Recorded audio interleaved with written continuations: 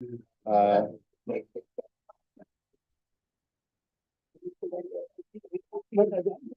short. It's like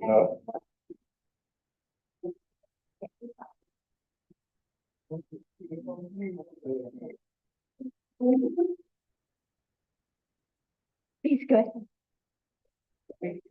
Yeah.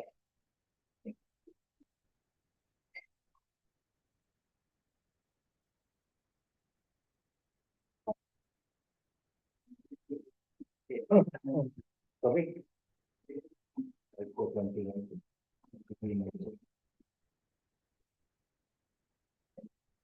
Coming now? Okay.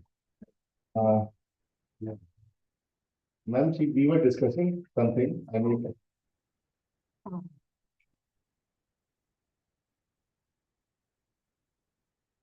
hello. It's working, but it's small, but you can see this one. Sorry. So we were discussing something and it went to something else. And the discussion started on the Samma Ajiva, Samma Vacha, and Samma Kamanta. Right speech, right action, and right livelihood. So she was asking when they appear. And Achaan in short told us it's right now. So we want something that you should speak.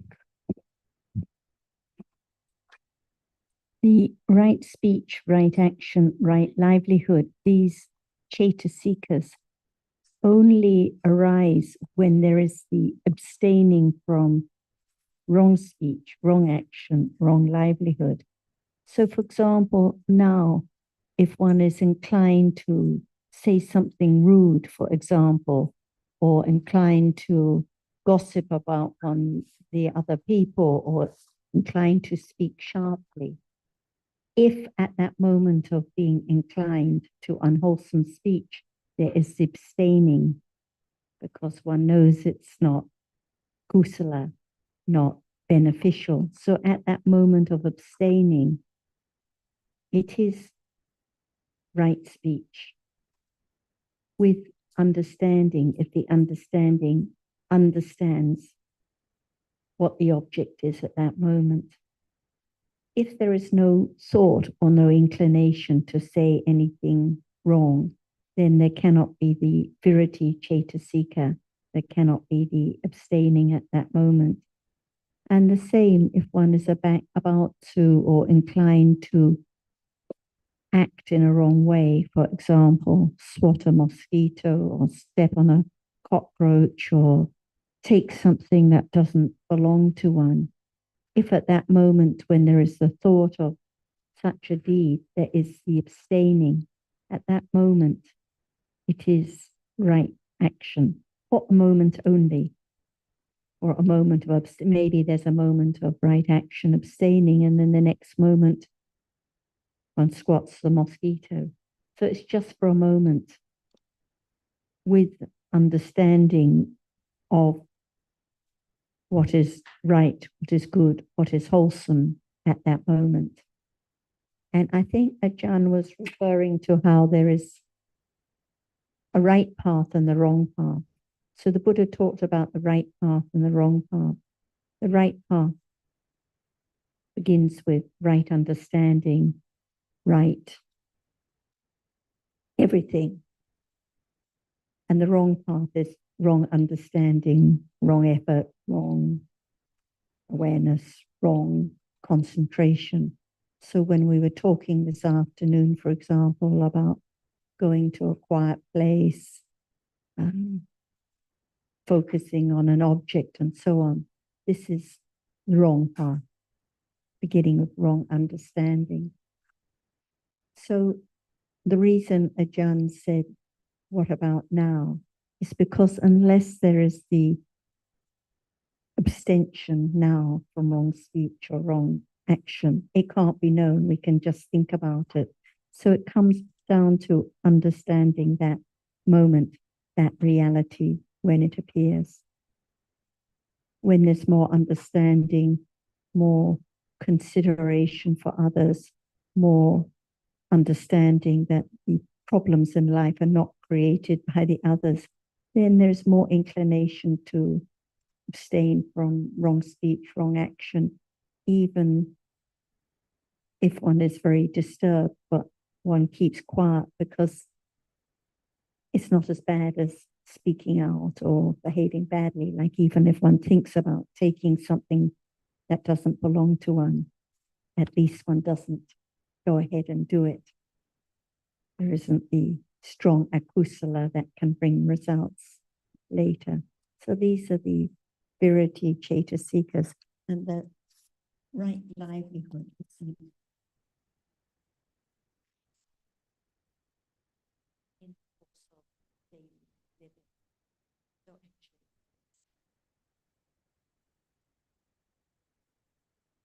But just in the course of life, like looking after one's family, taking care of one's work responsibilities, and so on. Or for the monk, taking care of the kuti, sweeping the area around.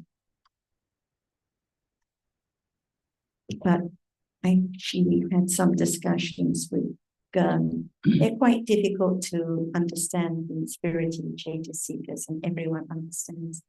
Everyone asks why are they so quickly. So, for example, there can be a moment of understanding of reality directly, and maybe the abstaining from what is wrong a moment later or a moment before.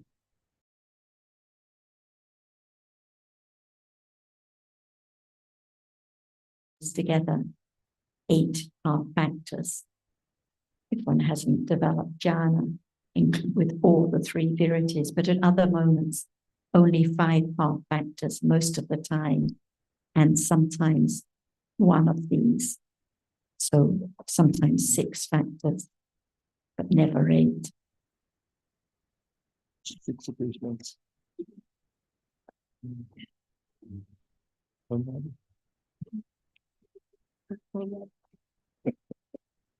Anything else?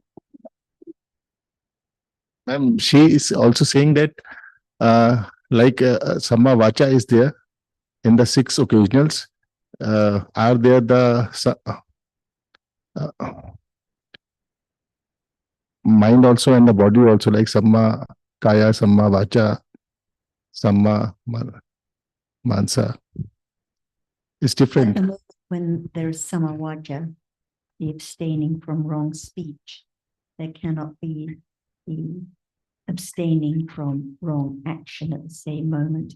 For example, like now one's about to speak wrong, and there can be abstaining from that wrong speech, but there cannot be the abstaining from stealing at that same moment.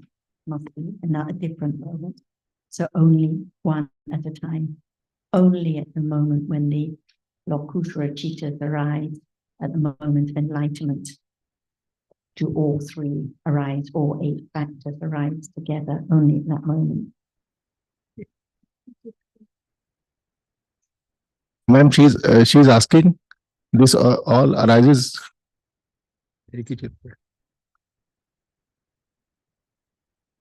Ma'am, one at a time, na? This will arise on a one chitta, like Samma Vacha or Samma Kamta or Samma Jiva. In all of the 6, one will arise. So usually, like now, moments of right understanding, 5 are factors, not 6, because at this moment, there's no inclination to speak badly, there's no inclination to act badly, so only 5 factors. If right now there is the inclination to say something harsh, but there is abstaining at that moment, 5 factors. That's Samavacha at that moment. So just one at a time only.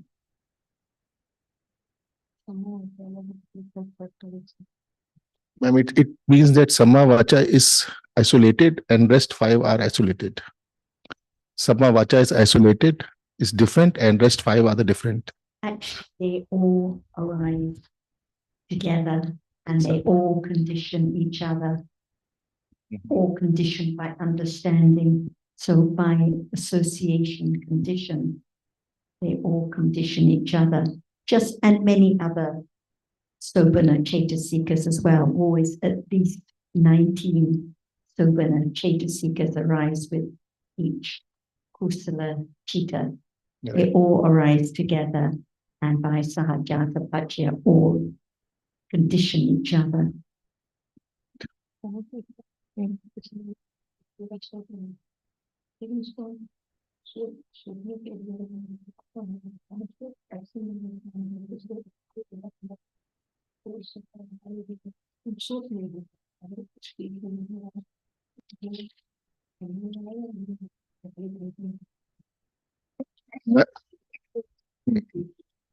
ठीक है.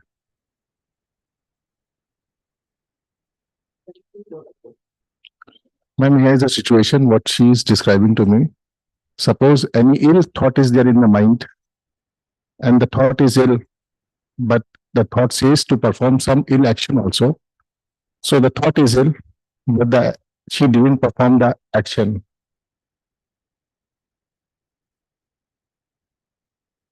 तो कहाँ है? तो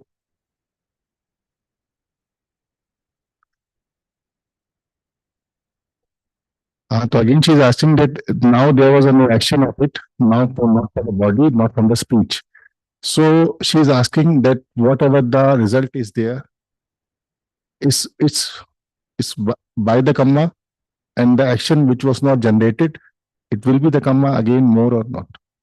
It's just the akusala chitta right now, clinging but not enough clinging to take what doesn't belong to one, or ill will but not enough to speak harshly. So it's akusala chitta, it accumulates, but not strong enough to bring results later.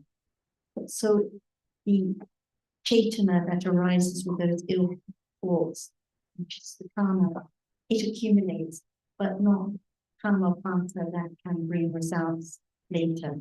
In order for it to bring results, there has to be the actual deed performed by that akusala, not just thinking about speaking badly, or not just thinking about taking what doesn't belong to one, or not just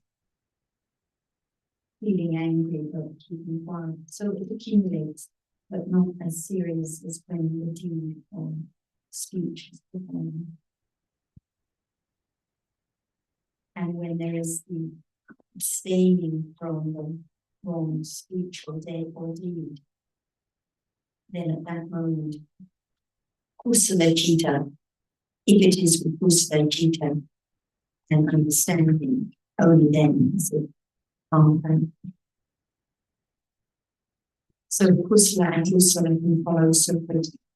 One moment thinking angrily, another moment tempted to behave badly, but the next moment they can be staying with understanding. And they're all dhammas, they don't belong to you or me or anyone. Those dhammas are rising and passing away by conditions. Yeah. Thank you. It's not because we have.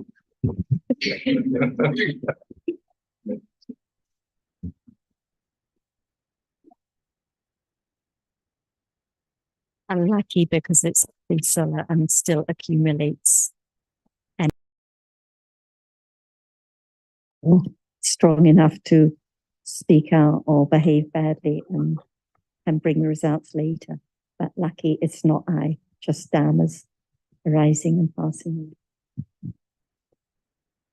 Would you like to add anything, Achaan or Jonathan? Anyone else have any? Comment that when we become interested in the Dhamma and start developing what we hope is understanding, we're quite concerned to know at what point karma is performed. Right? We don't want to do or say anything that is going to bring result later. And why are we so concerned about this? Just, it's like the person who gives dana and wants a happy rebirth. It's just for their own benefit, their own good. And I think it's a bit the same with this point about is it or is it not karma? We're just scared about the result or clinging to our own fears of the future. Actually, it doesn't matter whether the karma is complete or not, or it just a kusala that accumulates. What is important is understanding the nature of the present moment. Because so many deeds have been done in the past, we don't know what terrible results await us in the future. And there's no sense in thinking about it. And only the development of understanding will, in the end, take one beyond the karma and the results. So it's a bit like the wanting more kusala and lesser kusala. It doesn't help towards, it's a distraction to the development of understanding. So again, it's clinging. It's clinging.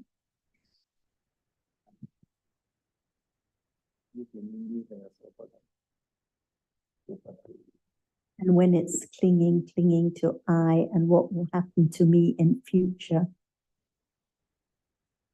it's accumulating more clinging, which will lead to akusala, karma in due course.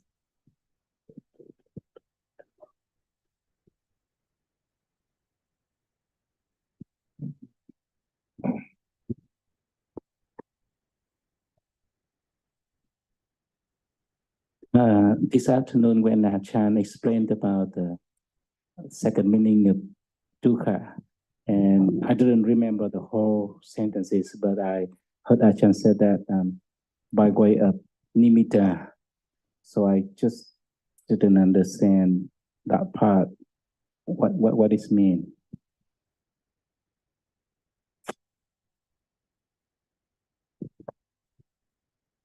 I don't remember the mention of nimitta when someone asked about the second meaning of dukkha, and she gave the example of crying and crying out now, and what is so pleasant and wonderful because of the strong clinging, for example, to the dear one or what we find so precious.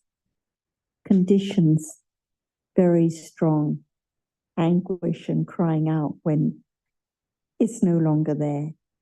So that pleasant feeling from enjoying so much the company of the dear one is actually dukkha, because it's followed by the tears and the unhappiness.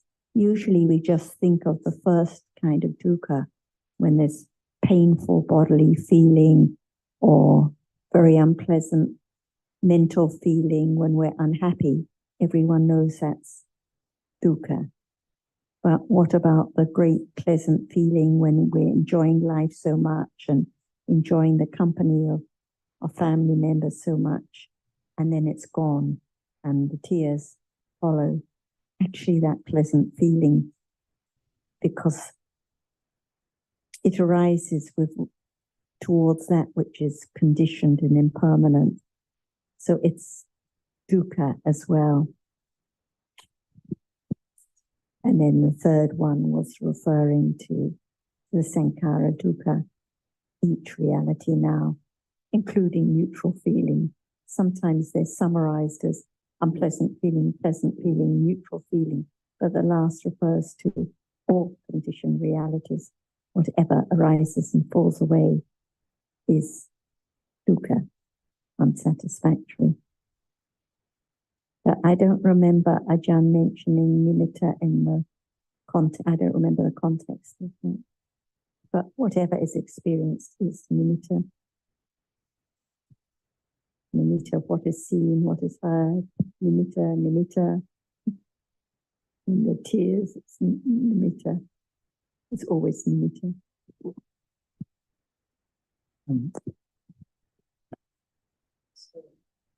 Is life dukkha? Is life dukkha? Yes, Okay. Now, sure. what kind of dukkha? At least the third one. Right. But it's not directly experienced yet. Yes. So we just follow the word. Only our sankharas, anicca, fallen away, dukkha, but it's now. Because it's rise and falls away. That is so subtle. It has to be directly experienced as the first noble truth. Otherwise, how can they be letting go? They're clinging to whatever is there in life. Pleasant objects all around to belong to me. But in truth, nothing is permanent. At that very moment, it's the very, very great panya, high panya, keen panya, to be able to penetrate the arising and falling away of whatever is now appearing.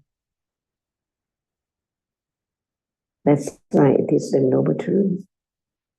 Nobody can change. But as long as it's not directly experienced, never let go. The clinging to whatever everyone heard about 5 khandhas. That's why it's not just the word life is dukkha. See, it's true.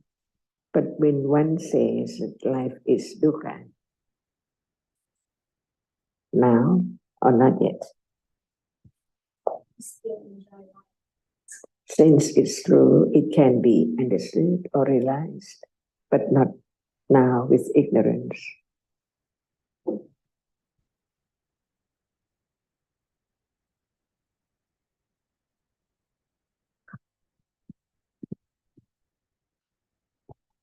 Could you elaborate more about when you say viparinama dukkha in the case that you're losing your dear one? Because I think it's still dukkha because when you lost something, but you say it's like viparinama dukkha. It's not clear about the difference between dukkha and viparinama dukkha. What about before the loss of that dear one? What about all that pleasant feeling when eating lunch together, going out to celebrations together, spending time together? We don't usually think of all that pleasant feeling as dukkha, but when there's no more pleasant feeling, when there's the tears, when there's a loss,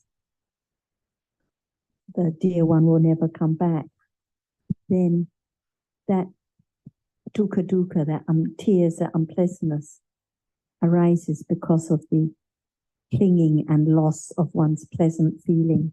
So even that pleasant feeling to that which doesn't last at all is dukkha.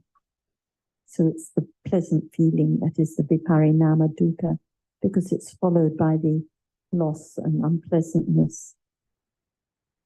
So it's still like different moments, because when you lost, it's still dukkha, but before that is pleasant feeling. So the pleasant feeling is more subtle. Everyone knows that the crying is dukkha. Everyone knows the pain is dukkha. That the unpleasant feeling of dosa is dukkha.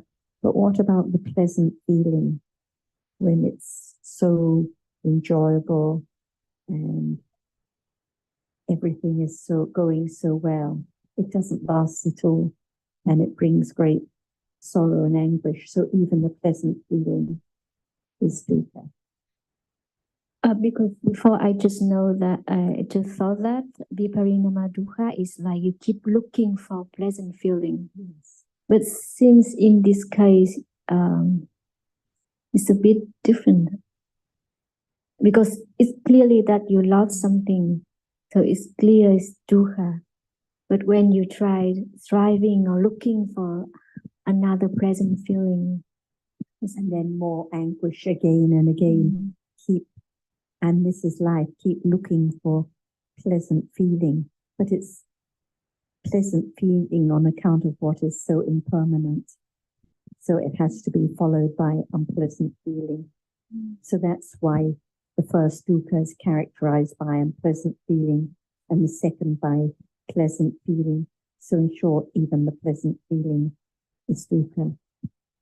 I think what Sarah's is the moment of loss is the viparinama dukkha, and then the grieving and the unpleasant feeling that goes with that is dukkha.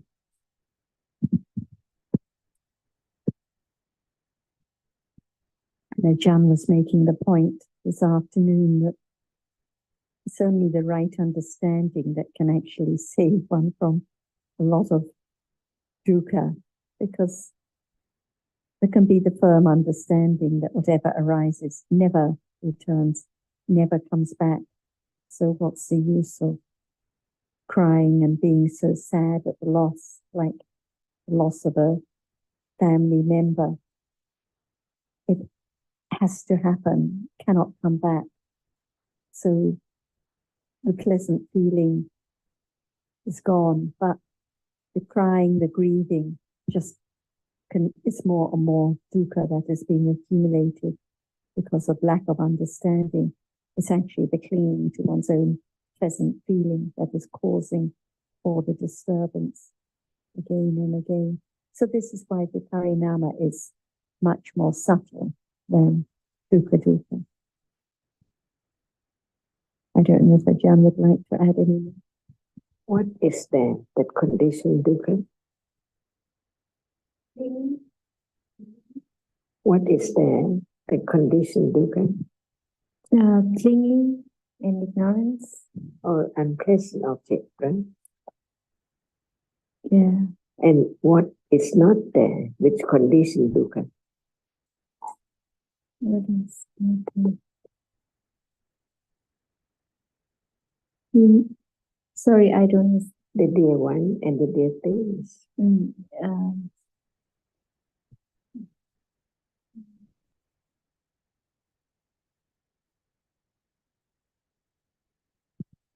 And what is there, no matter is there or not? It's dukkha. Sankhara dukkha. Sankhara dukkha. All dhammas are dukkha.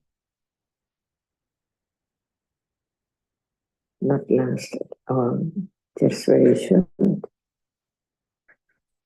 Nobody can stop the way it is. Nobody can change the way it is.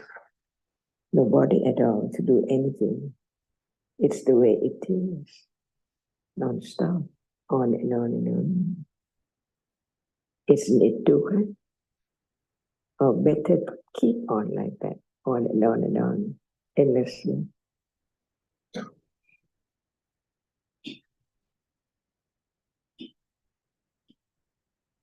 When you say condition dukkha, is meaning the third one is condition dukkha or not, the third one. The reality which arises is dukkha.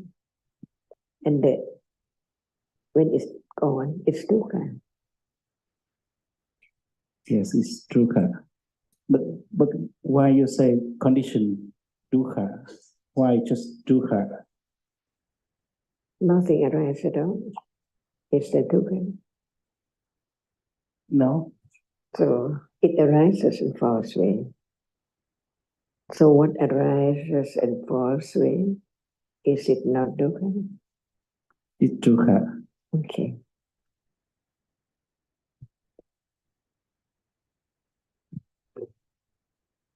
mention when arise is dukkha. Why? Whatever arises is dukkha because it has to fall away.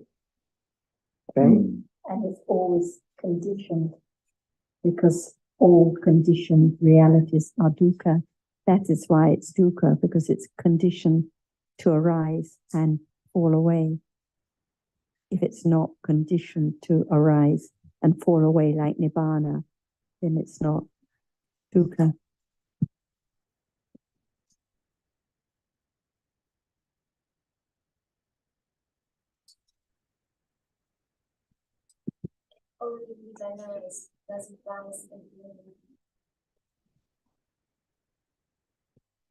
Yes, only nibbana doesn't arise and fall away, because only nibbana is not conditioned. Whatever is conditioned, it arises and falls away. That's why Jan said conditioned. Can you elaborate a little bit more about the accumulation? And the second question about, is feeling accumulated? So when we talk about accumulated tendencies, accumulated habits, we're talking about kusala and akusala chittas and cetasikas. So when the feeling arises with seeing or hearing, the neutral feeling, its result, same conditioned by the same karma that conditioned the seeing. So it doesn't accumulate because it's just the result. It's not the cause. And the kiriya chittas, such as the chitta that arises before seeing, or the first chitta in the mind or process that adverts to the object, it's, in English we say, inoperative. It's not kusala, it's not akusala, it's not vipaka. It doesn't accumulate. So it's a kusala and akusala cetasikas that arise with the citta that accumulates. So the pleasant feeling with attachment when one enjoys the papaya so much that the pleasant feeling with attachment accumulates. Yes. When angry, the unpleasant feeling with the anger accumulates. It gets a little bit easier to be angry with unpleasant feeling. The memory even at that moment accumulates. It marks, it remembers that pleasant taste, accumulates. But only with the kusala and akusala chittas. The panya, the joy and the pleasant feeling that arise with understanding also accumulate.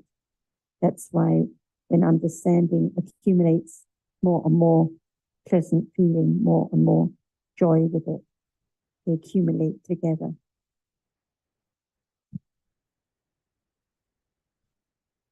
Because for feeling with the pleasant and unpleasant object, right?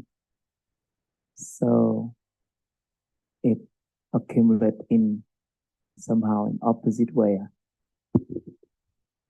Okay, anyway, it accumulated with the kusala and akusala citta.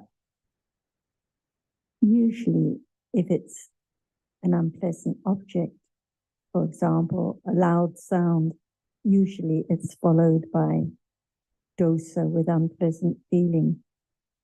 But it depends. For the wise, there may be understanding with detachment, with neutral feeling. Usually the pleasant object, a very pleasant taste, a pleasant sound is followed by attachment and pleasant feeling instantly. But again, it depends on habits and accumulations.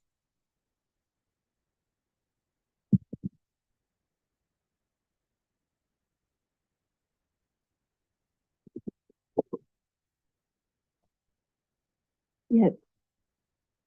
I have a confusion. So in my daily life, there are many dosa chitta arising almost. So at that time, I just want to eliminate the dosa chitta because I know it's not good. It's not good for me and not good to everyone. So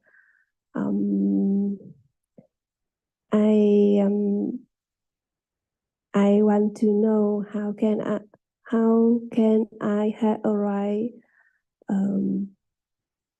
understanding at this situation.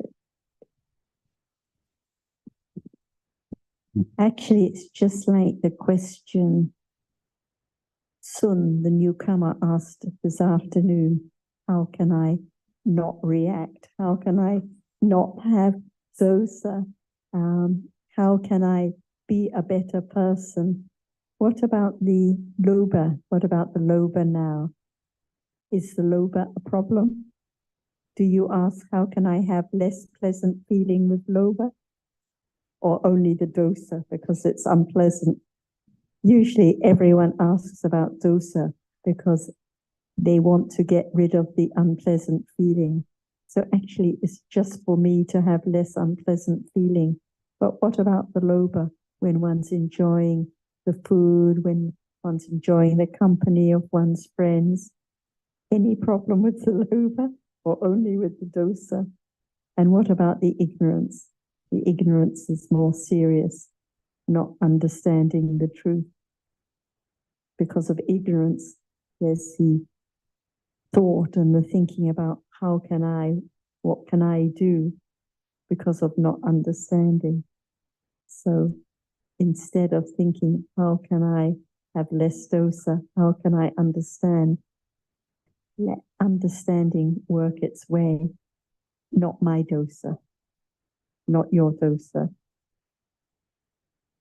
Like we were saying about the second dukkha, because there's lobha with pleasant feeling to what doesn't last, dosa will follow for sure.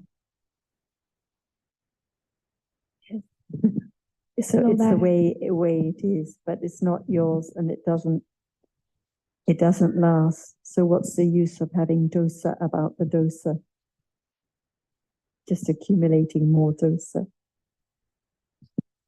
Better understand what arises, what appears as anatta. Not mine, not anyone's. I think you're right when you say that dosa is harmful to oneself and harmful to others, because that is the definition of agusala. And gusala is that which is beneficial to oneself and beneficial to others. So this afternoon when I was searching for another word to explain gusala and agusala to our friend at the discussion, I could have said beneficial and harmful mental states. But as Sarah has just pointed out, that what you've said about dosa applies equally to any kind of agusala citta, not just to dosa citta, dosa.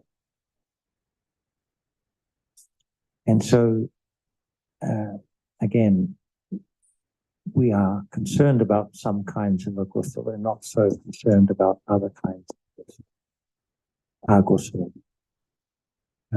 But if we are sincere in wishing to, or yes, sincere in having the aim of developing gusala and abandoning agusala, then we need to recognize all kinds of agusala and also recognize all kinds of gusala when they arise, because gusala arises from time to time, not when we are making merit or doing something, but just in daily life. when we are being an act of kindness or helping others or whatever. And I think that becoming more aware in the conventional sense of any moment in life, any kind of consciousness can help to develop kusala and abandon akusala. But the main point is the one Sarah mentions, that this is not the path to enlightenment taught. This is something that is worth considering, but not as important as the understanding of the true nature. And we talked a lot this afternoon about accumulated tendencies, habits. If we are the kind of person who gets irritated with something, it's very difficult to think about changing that because it tends to be quite entrenched.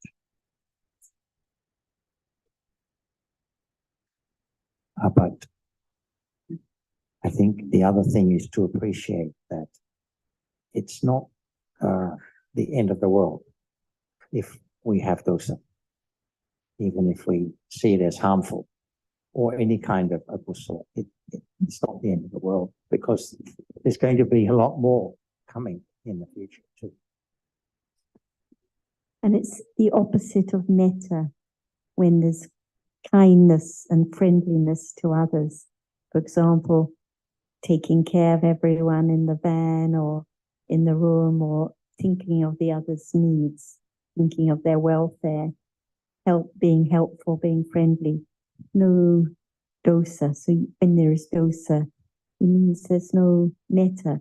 Like if one's driving along the road and other drivers cut in front. Any metta or just dosa? Thinking of oneself. So it's the opposite of metta. So gradually there can be more friendliness, more kindness, more consideration of others, no matter what their accumulations are. Everyone behaves in different ways. What about being understanding and friendly to others, no matter how they behave? This is metta. But when it's dosa, it's like just not liking this behavior, not liking what is done, not liking how others treat one. So I think understanding is what conditions more kusala, not trying to stop having dosa, but just understanding the value of wholesome qualities like metta and consideration, and seeing the harmfulness of accumulating dosa.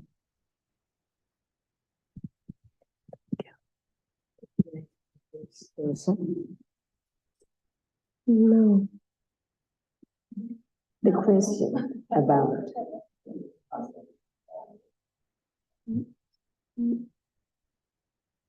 I don't want to have dosa.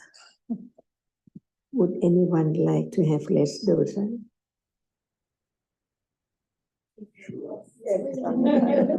So, it seems like no one would like to have less dosa. Just not me. I don't like to have less dosa. Only Ken. Yes. Okay. Yeah. Yeah.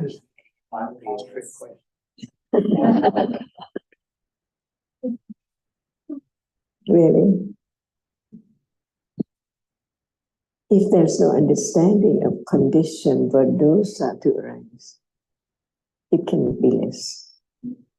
So what condition dosa to arise? See, just want to have less dosa, but don't know how come to be dosa right then. Can anyone think about it? What condition dosa?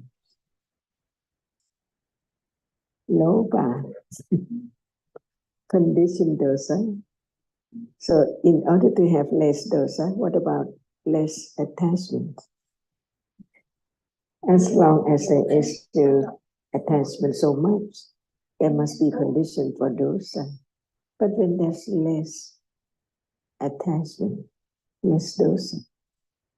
So in order to have less dosa, what about less attachment to everything, whatever is experienced through the eyes, ears, nose, tongue, and body sense?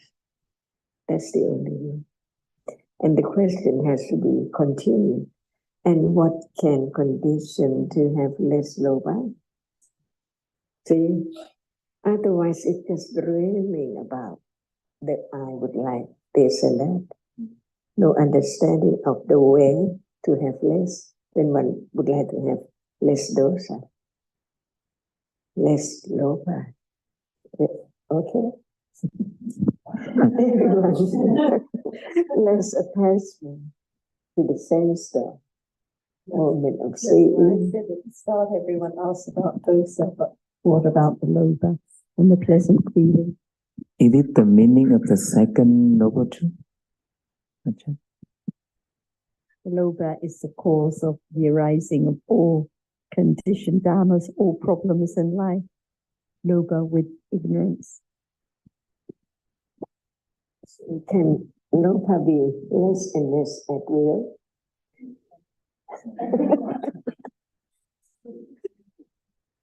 Really? At will? Impossible. So there must be condition for loba to arise. Sorry, no. To be truthful to the truth. Does one really want to have less dosa? The only way is having less loba. And no one can have less loba without what? Less ignorance. That's why ignorance and attachment is the second noble truth.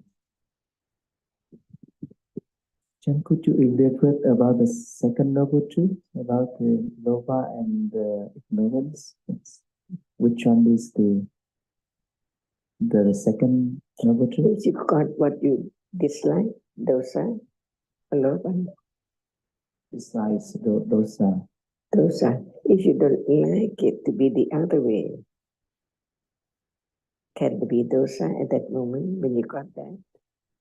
When got that, it's So, a loba. Loba is conditioned for dosa. So from now on, have less loba. In order to have less dosa, but no condition. If there's no liking for having this one or that one, does one mind when it's not this one or that one? So you can see the loba.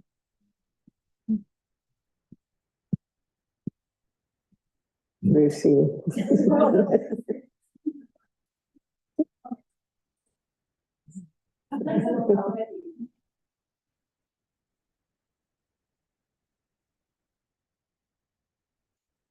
And it's a good example of how we cannot tell or have any idea from the outer appearance, because whenever I see Bit, she's smiling and being kind and helpful and friendly.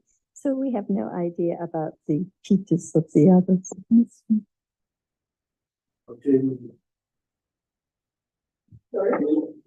Inside, there's a lot of dosa.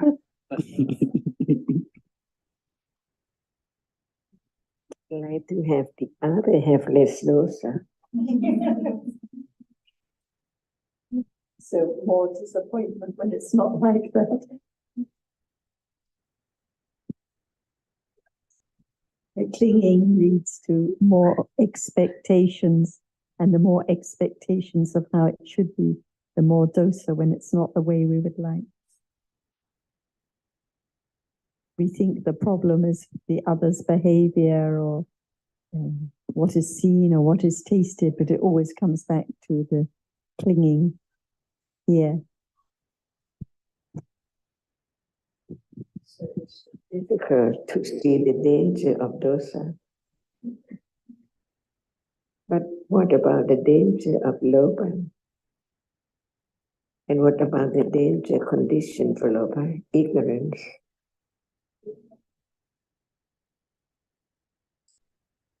So the only way to have less lobha, dosa, moha is understanding. What is there now, little by little?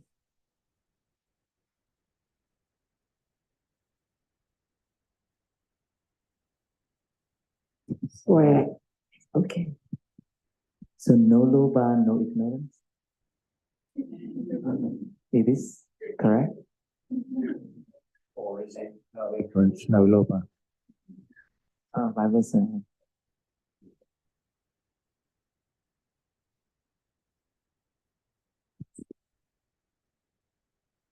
Can I ask about accumulations? Because as we know, only kusala or akusala is accumulated. But what about the objects? Like people tend to like or dislike certain objects. Like for me, I'm really bad with numbers, but for some people, we are good at numbers. So how can you Not a case of like and dislike. When you talk about being good at numbers, this is not a case of liking or not liking the object. So it depends like- what you're asking about. like the skill or something? Because Skill. about accumulation, maybe for the durian, some people who really like the taste of Yes. durian, Yes, but the like is accumulated. the But- like is accumulated. Yes. That's it.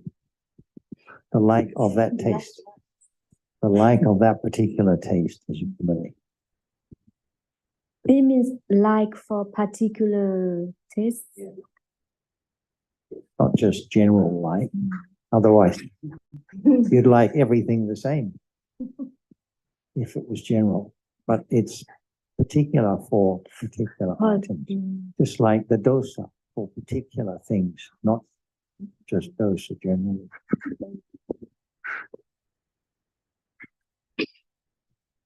And the interest, like for some interest in numbers or graphs or some particular details, for someone else interest in music or art, or so different interests, just like liking for different tastes, different objects, depending on sanya and what has been remembered. Interest in learning languages, interest in studying Pali terms, different interests, mostly with lobha.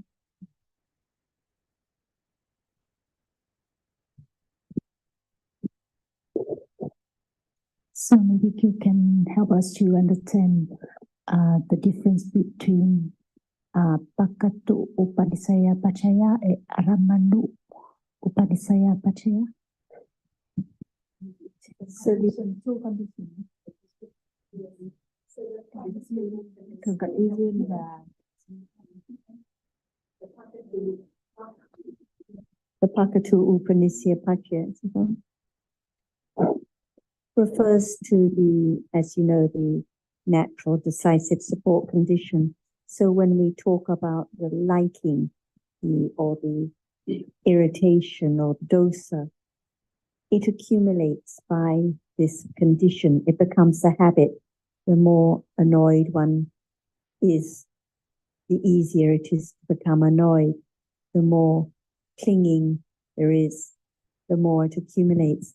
When it's the Aramanupanisya Pachya, the Aramana is the object. So it's the accumulated tendency with regard to a particular object, like the taste of mango or the thought about the stock market. So it's just different kinds of aramana that are the object that there is commonly attachment to or commonly understanding of. For example, sound. For some, there's a lot of considering about sound. So it can be the object that is the object of panya repeatedly. It can be the object that is the habitual object of understanding. So like one moment of liking a particular object is both conditioned by Aramanu, Upanisaya Pachaya, and Pakatu Upanisaya Pachaya as well. Yes, the liking, the habit, but it's the liking for that particular object. So often a reality arises by many different conditions. But I don't know if Ajahn would like to add any more on that point. It has to be one's own understanding about what has been accumulated. Would you like red color or white? Not just now, many moments before. Experience it with attachment a little until it becomes so strong. Even the pen has to be the color you like.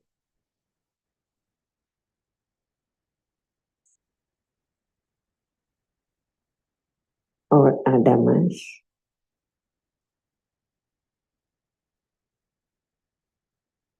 So thinking about numbers or thinking about food just depends on the habit, what is more interesting.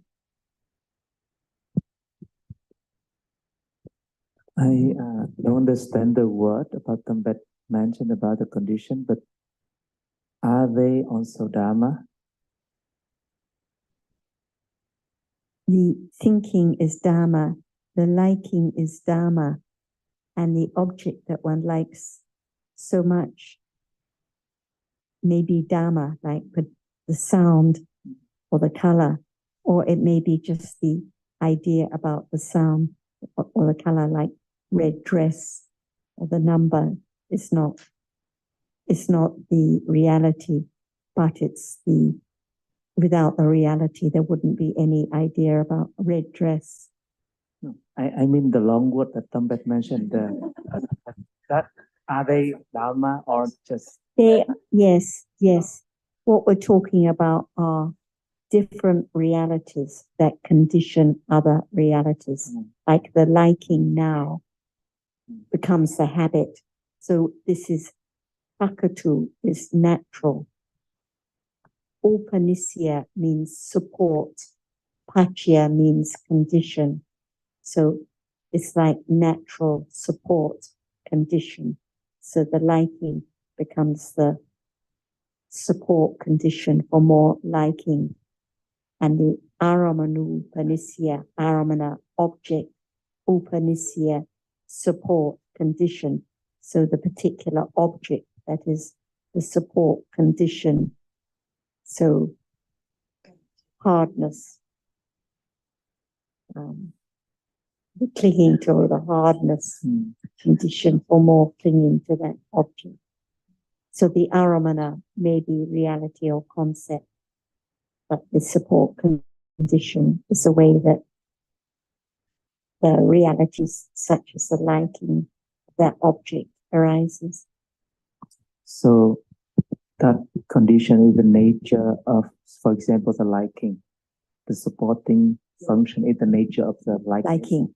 And the liking for that particular object, the numbers or the color.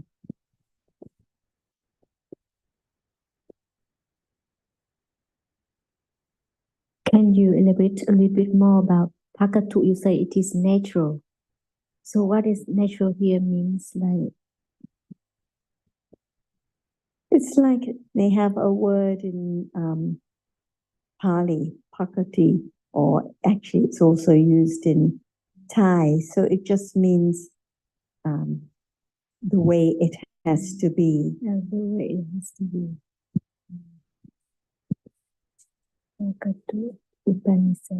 The habit accumulates the way it has to be, the liking conditions more liking the way it has to be naturally.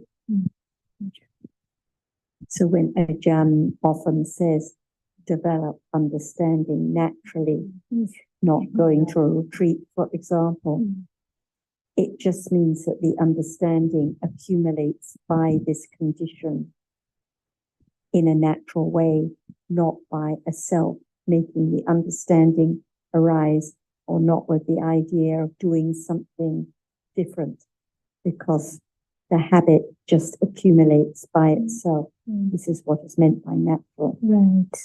About the accumulate you just mentioned, that also one of the condition of, right? It is accumulating, it's one. Yes, that's what we're talking about. So when we talk about accumulations or habits, we're really talking about this condition. We're familiar with conditions like karma pachya and some others, aramana pachya, but this is actually the broadest condition. Every chitta has to arise by this condition. So when we talk about the good and bad accumulating, it's all by this condition.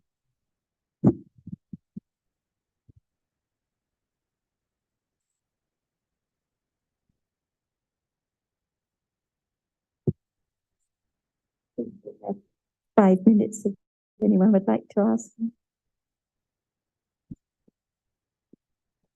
So, you are talking about accumulation, and so exactly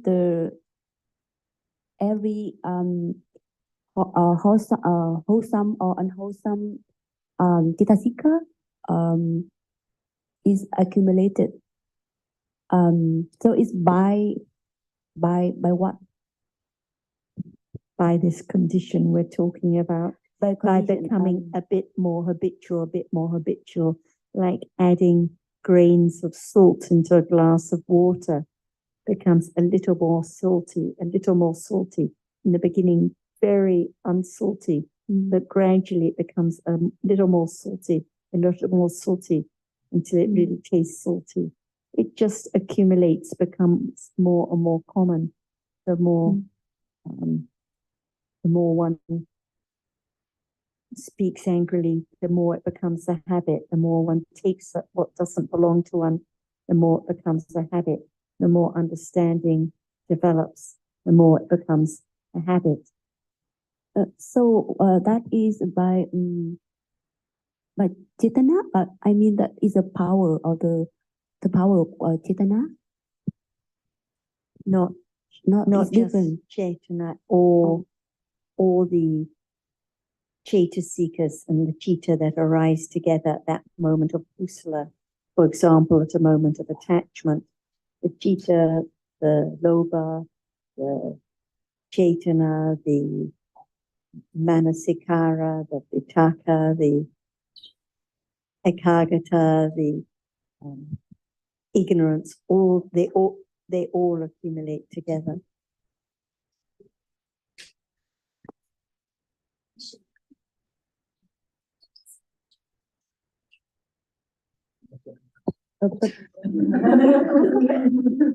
The accumulate itself or any relate to the object? Like we said, it's not just the accumulating of the life, it's also the accumulating of life in certain sounds, physical objects, taste.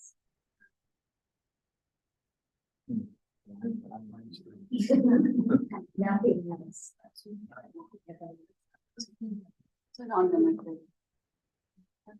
Nothing else is whatever kusala or akusala states arise, they become the habit, become more and more common. Okay, I think anything last words to say?